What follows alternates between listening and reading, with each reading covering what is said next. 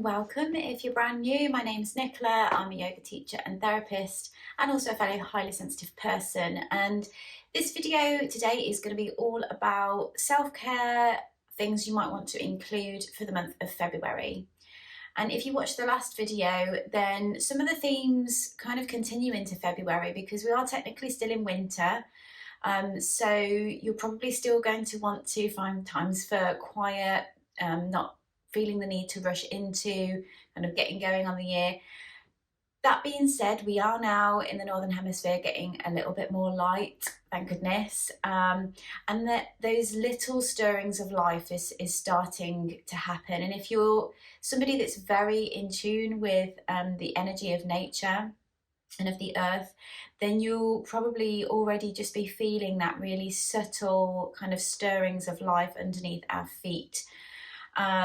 If you follow the Wheel of the Year, the pagan Wheel of the Year, then you'll know that at the start of this month we have Imul, which is the pagan festival which kind of celebrates this point in the turnings of nature and how the light is increasing, and you know, we've got bulbs underneath the earth which are just starting to make their way through.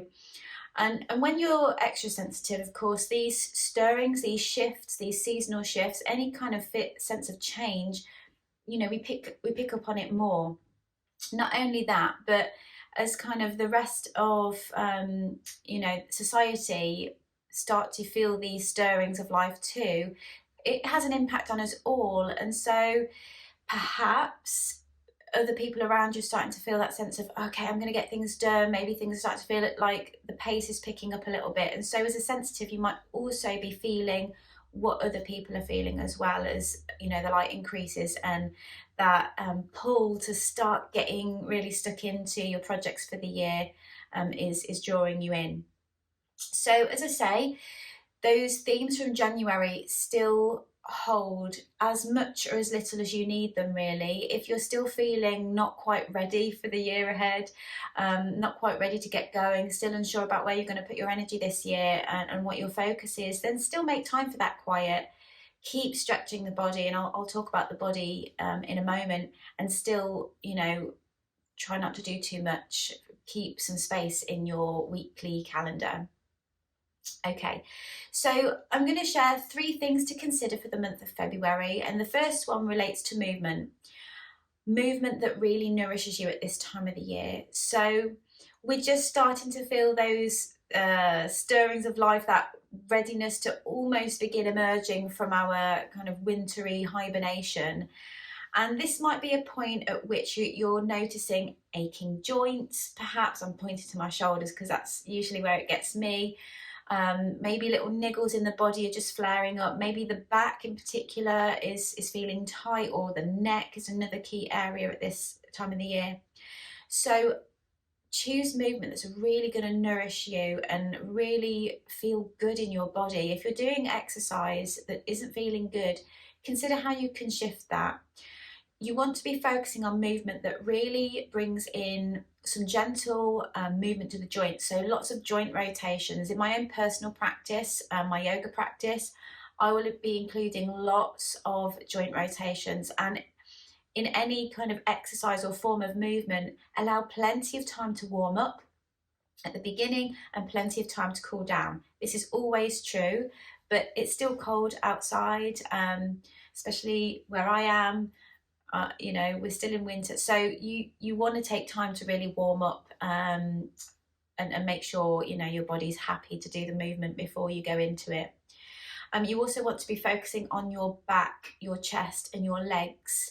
So I won't go into the details now, but if you're familiar with traditional Chinese medicine and the Chinese system, the 5-element system, then you know, you might be aware that this time of the year focuses on the kidney and bladder meridians, which focus that run through these parts of the body. So you're going to want to really focus on, if you've got any tension in your back, you want to spend time doing movements that are going to help you to stretch and bring gentle heat in.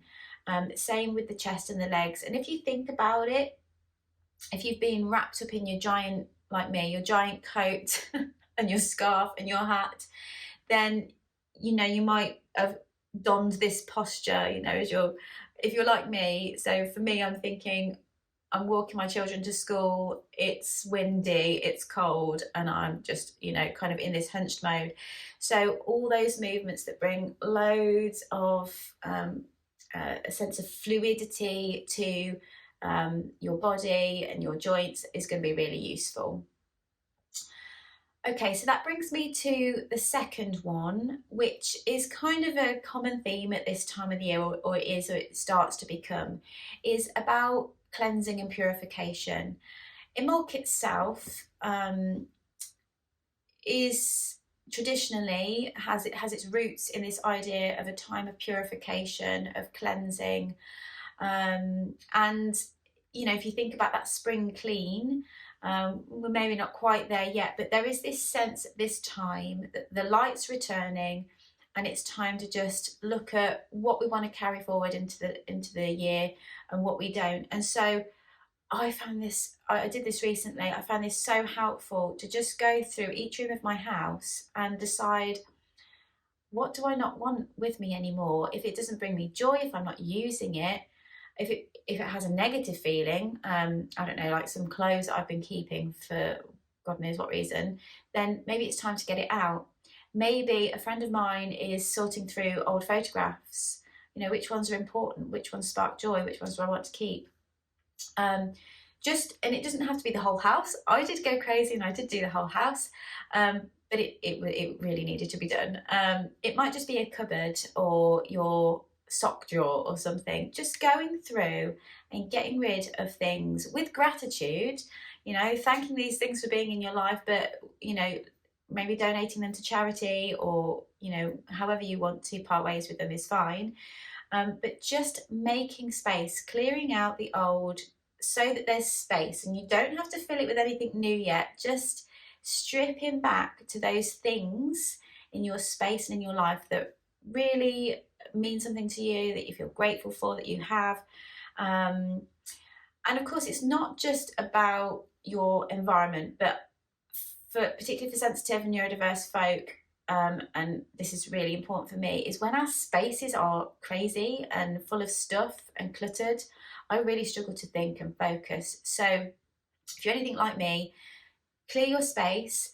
And then what I have found, and it happened in this order, once I had my space a little bit more clear and clutter free, I then turned to my mind space and started to reflect and journal on some limiting beliefs or patterns that actually really aren't working for me. And through that process of just reflecting and having the space to reflect, you can make that decision or that conscious effort to think, no, I'm gonna move on from that thought or that belief or whatever, and I'm going to choose something else instead.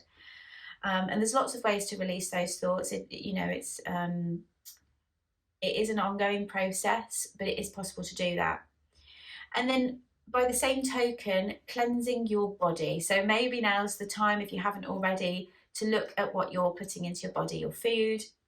One of the ways I really love to feel cleansed from the inside out is through herbal teas. I am a huge herbal tea fan. I've got multiple teapots. I absolutely love a herbal tea.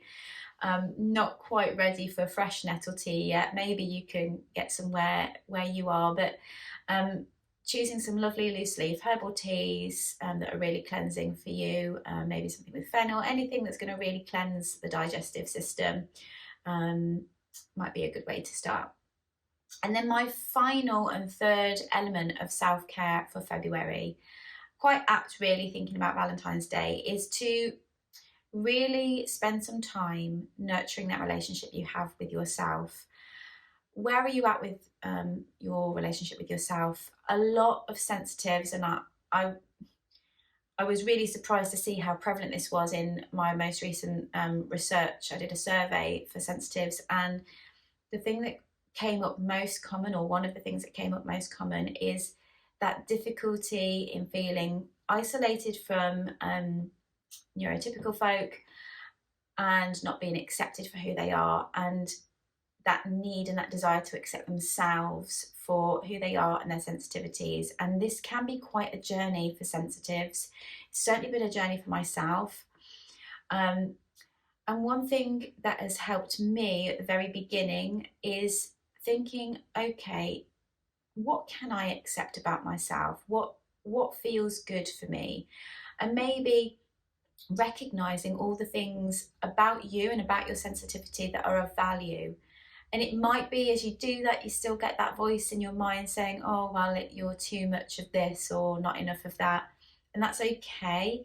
But is it possible to hold those thoughts while at the same time flipping it on its head and saying, well, actually, my sensitivity to other people's feelings is actually really good because that makes me an exceptional parent that's able to tune in to my children, or makes me a great colleague because in meetings I can really tune into how other people are feeling and help to shape and respond in a nourishing and nurturing way in that situation. There's also just this idea of like thinking, how can you really cherish yourself this month? What can you do for yourself that is an act of love, even if you're struggling with that feeling of loving yourself? So it might be booking yourself a massage, or buying yourself some flowers, or just giving yourself a hug. I love giving myself a hug.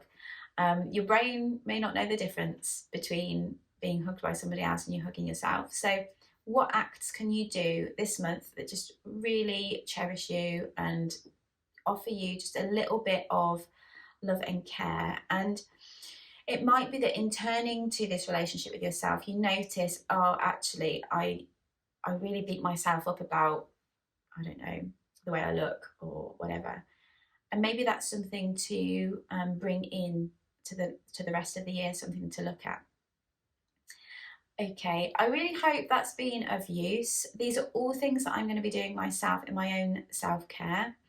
If you're looking for a movement practice that nourishes you, I will be sharing a yoga sequence for February shortly.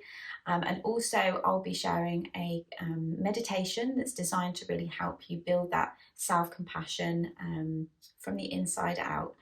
So thank you so much for watching. Please consider liking, sharing and subscribing this video. It really makes a difference, and I really love to hear your comments as well. So if anything came up for you, share it in the comments below, and yeah, I'd love to hear from you. All right, take care for now.